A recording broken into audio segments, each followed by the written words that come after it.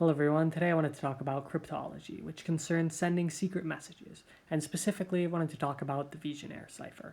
Now this cipher was originally called the indecipherable cipher for many years, but is a very weak cipher compared to today's standards.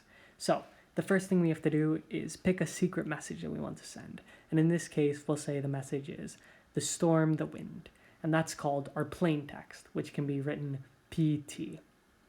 And of course, we don't use spaces when we're writing out the plain text because there is no space in the alphabet. Now the next thing we have to do is choose a key, which is something we agreed on with the person who we're sending this message. So let's say we both agreed that the key was going to be rain. Now, how the Vigenère cipher works is it uses multiple shift ciphers, which is kind of hard to understand, but basically we write the keyword repeating above the plain text. So we write rain, rain, rain above the plain text. Now this means that T will be encrypted with a shift cipher where A shifts to R.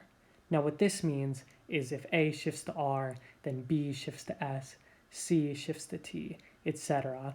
for the rest of the alphabet. And we have to encrypt the letter T.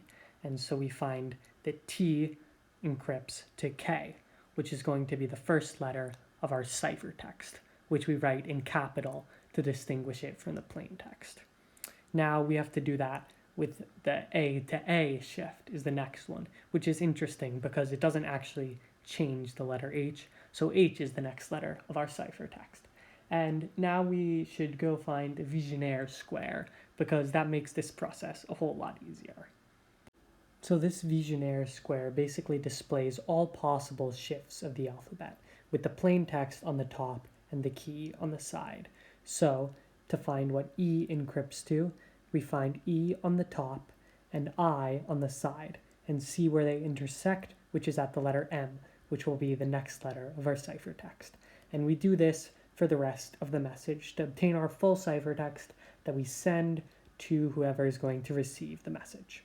Now that we've received the message, we just have to do the reverse of what we just did to find out what the original message was. So we write the key above our ciphertext over and over again, and then we find the key on the side of the grid, the ciphertext letter in the middle of the grid, and then look upwards to see what the original plain text letter was. And then we just repeat this process for the rest of the message. Now, to break this cipher, or decrypt it without a key, basically what you have to look for is repeats in the ciphertext, which means that the same letters in the plain text repeated. Then you look for the distance between those repeats, figure out the length of the keyword, and then do frequency analysis.